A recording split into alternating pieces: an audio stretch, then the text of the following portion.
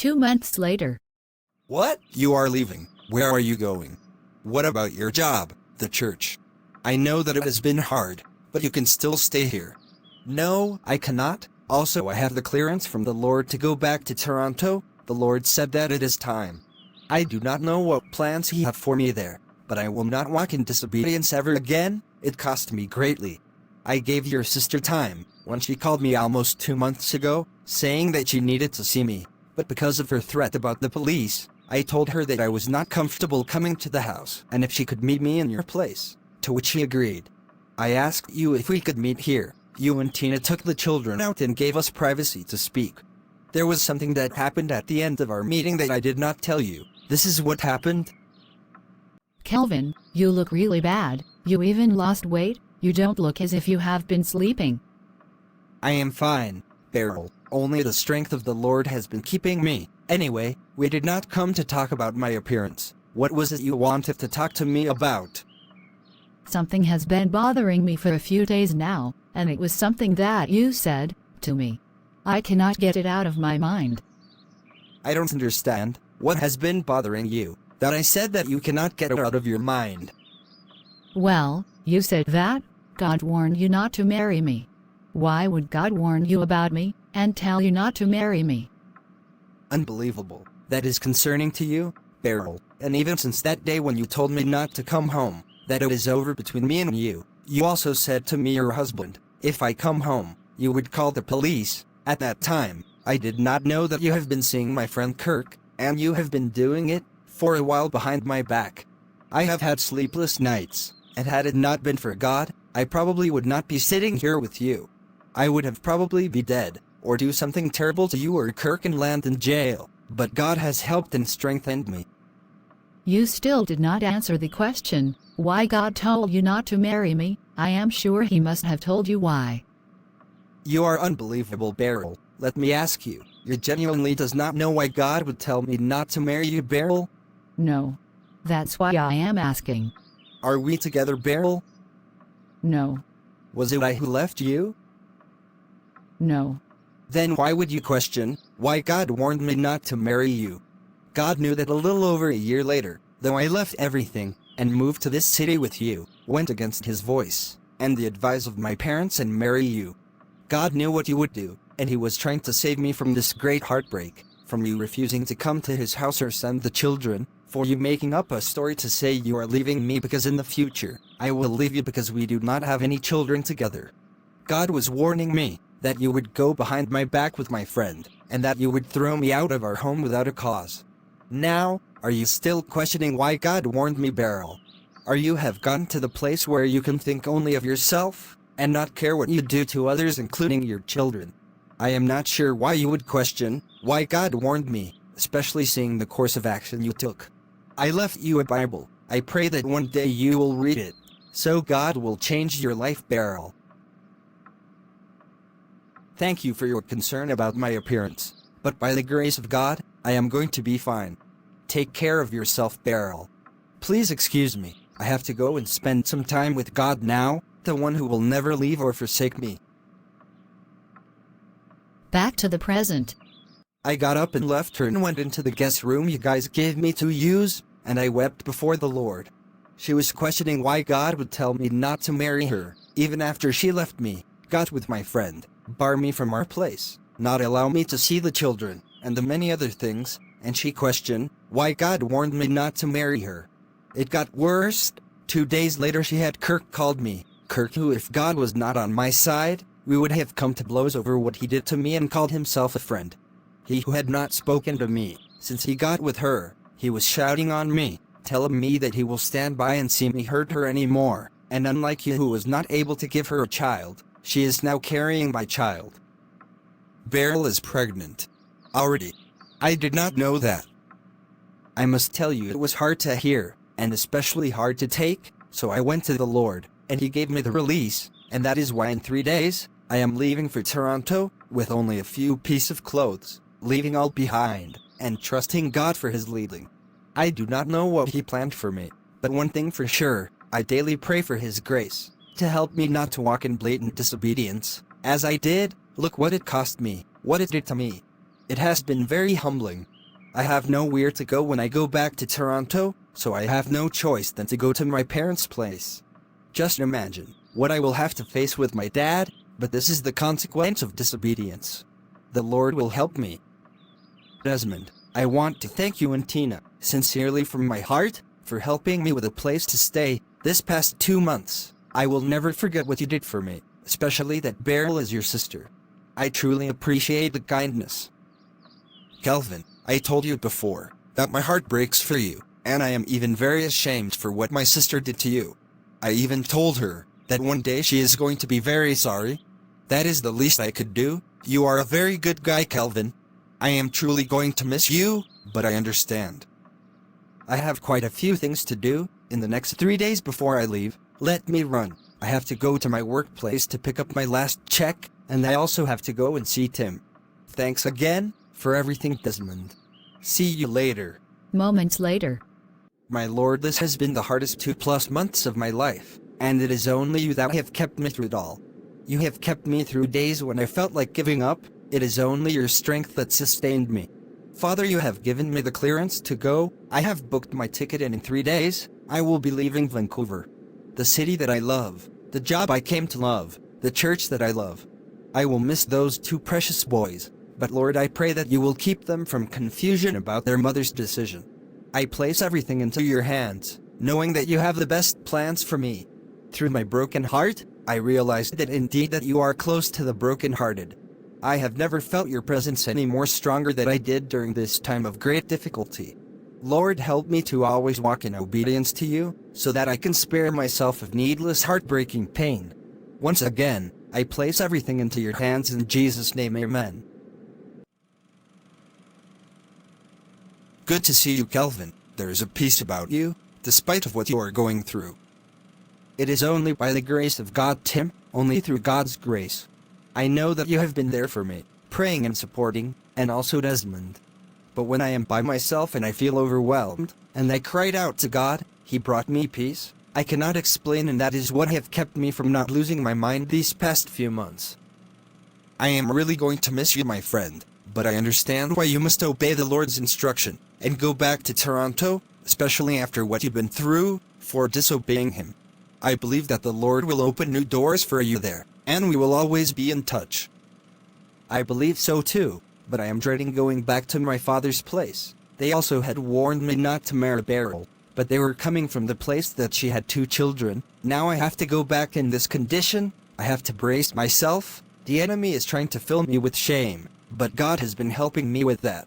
I found out that many people are talking about me, that it must be a reason why Barl left me for my friend.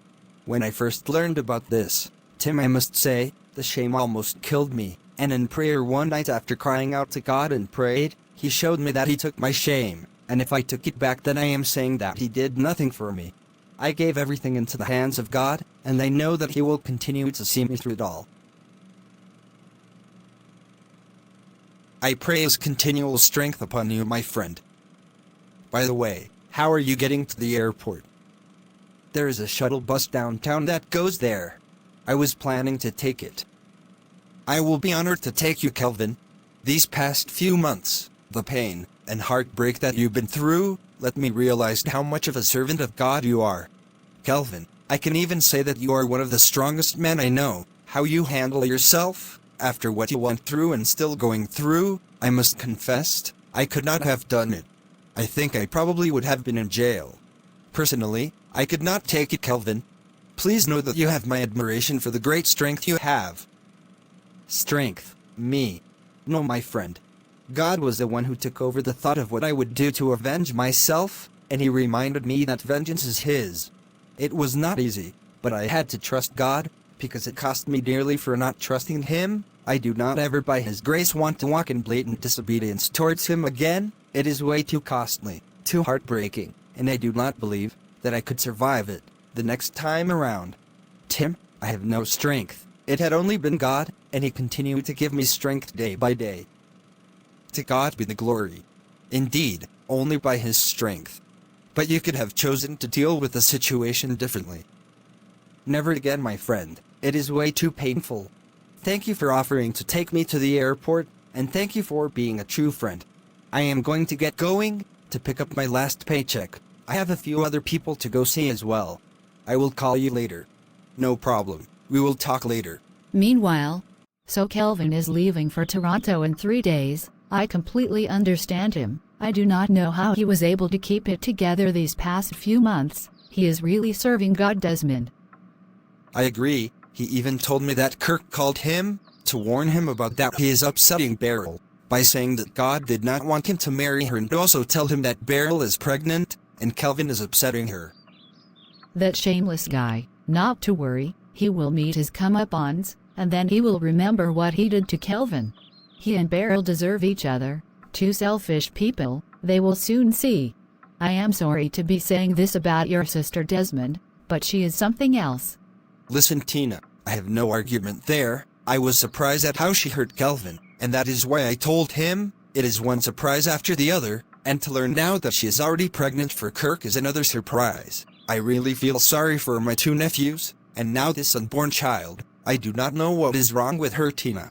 One thing for sure, she will eventually reap what she sows. I am just very worried about those boys. You know how much I love those children. In any way we can help them, we have to. They are innocent. They did not ask to be born. We have to be there for them. You see how reckless their mother is, and now another child is coming and she is still married. Not anymore. She brought divorce papers for Kelvin to sign. What? But they have not even been separated 3 months yet. Well, what am I saying? She is already pregnant for that shameless Kirk. Wow. I am speechless. Lord have mercy upon those poor children. Does she know that you know about the pregnancy? No, you know what? I'm going to give her a call. Desmond called his sister. Barl was unremorseful. She said to her brother, I told you that he did not want to give me a child. Look how quickly I am having a baby for Kirk. Now, you see why I had to leave him, at least for sure. I never had to worry about Kirk leaving. We are having a child together, something Kelvin never did after almost 2 years of marriage. My goodness, Barl, can you hear yourself? Are children not from God? Anyway, I called to ask that and to say that maybe you should let the children come and say bye to Kelvin. Why do they need to say bye to Kelvin? Because Kelvin is leaving Vancouver for good, in 3 days. Barl was shocked to hear that Kelvin was leaving, and so she quickly said bye to her brother. So Kelvin is leaving. After what these children father did to me, I wanted to rub it in his face, to see me with another man, and not just any man, his former friend. It's not feeling good, as I thought it would. I am actually feeling bad. I wonder if he will call to say bye to the boys. I won't bring the boys. I will wait and see. 3 days later.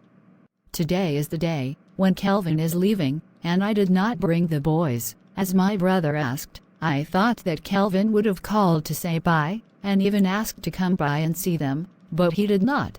Oh no, he won't. I completely forgot. I made Kirk told him never to call back my number, ever again, that the boys now call him Dad, that he is not missed. If he called, we will tell that he is harassing us, and we would call the police. I know Kelvin, he won't call. That was a bad idea. I want to know that he is still pining for me, still heartbroken over me. I must call my brother now. Barl called Desmond, but she could not reach him, and so she called Tina. Hi Barl, what's up? Trying to call my brother, but he is not answering. I wanted him to come and get the boys to say bye to Kelvin. I don't want to bring them myself. I feel a little bad about Kelvin. Does he look as if he is pining over me, knowing that I'm pregnant and all? Maybe you could come and pick up the boys to say bye to Kelvin, because I think it will hurt him too much to see me pregnant.